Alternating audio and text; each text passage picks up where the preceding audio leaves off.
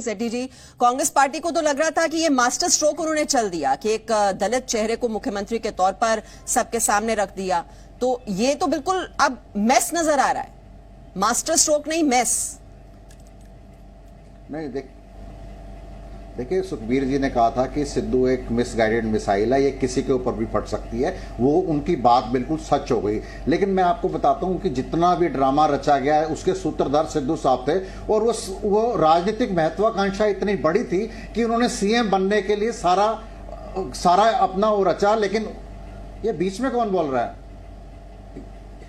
ये बीच में देखिए प्लीज, मेरे समय में मत कोई बोल नहीं रहा है, हो सकता है उन्होंने सूत्रधार थे, उन्होंने ये जी, आप अपनी बात रखिए, आपकी बात हम तक पहुंच रही है। ओके, जो जी जी जी जी मैं कह रहा हूं कि सिद्धू साहब ने इतना जो ड्रामा रचा अपने आप को सीएम प्रोजेक्ट करने के लिए, उनका नाम आ भी गया। लेकिन जब कैप्टन अमरिंदर सिंह जी ने उनके ऊपर नेशनल सिक्योरिटी के गंभीर आरोप लगाए तो कांग्रेस पार्टी की हाईकमांड को सोचना पड़ा। और उसके बाद कभी अंबिका सोनी जी का नाम आता है, कभी सुनील जाखड़ जी का नाम आता है, कभी रंधावा जी का नाम आता है। लेकिन मैं आपको बताता हूं, सबसे पहले सुखबीर बादल जी ने ये अनाउंस करा था हमारा अलायंस बीएसपी से होने से पहले कि हमारा जो डिप्टी सीएम होगा वो एक दलित होगा। इसके बाद पूरी राजनीतिक पार्टियों के अंदर ये एक होड़ लग गई थी, कोई अपना सीएम पद के लिए, कोई डिप्टी सीएम के लिए। उसको काउंटर करने के लिए इन्होंने चन्नी जी को बनाया। लेकिन सिद्धू साहब ने सोचा कि मैं चन्नी जी को रिमोट कंट्रोल के साथ चला लूंगा।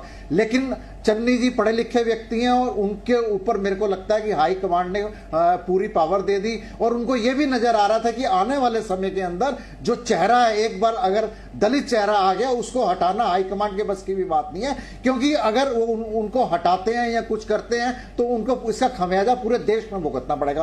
पहली बात तो आने वाले चुनावों में कांग्रेस कहीं स्टैंड नहीं करती, क्योंकि इसके बड़े बड़े नेता और बड़े बड़े प्रवक्ता नेशनल टीवी पे आकर कह चुके हैं कि हमने 4.5 साल के अंदर कोई काम नहीं हुआ, गवर्नमेंट का टोटल फेलियर है। जो मैनिफेस्टो में 18 वादे करे गए थे उसमें से कोई भी काम नहीं हुआ। उसके अंदर सिद्धू साहब भी 2.5 साल मंत्री रहे हैं और अपने आप को उससे अलग नहीं कर सकते। पंजाब के अंदर कांग्रेस का टोटल फेलियर है और आने वाले चुनाव के अंदर पंजाब के अंदर कांग्रेस पार्टी नजर नहीं आएगी, क्योंकि एक वीक हाई कमांड है, पार्टी के अंदर डिसिप्लिन नहीं है, कंट्री का कोई डिसिप्लिन नहीं है, देश के प्रति कोई डिसिप्लिन नहीं है, प्रांत के प्रति कोई डिसिप्लिन नहीं है। ये इस तरह की जो समस्याएं हैं पॉलिटिक्स और पॉलिटिशियन को की इमेज को खराब करती हैं। इसके लिए सारी पार्टियों को चिंता करनी। हमारे साथ अहबाब जी भी हैं।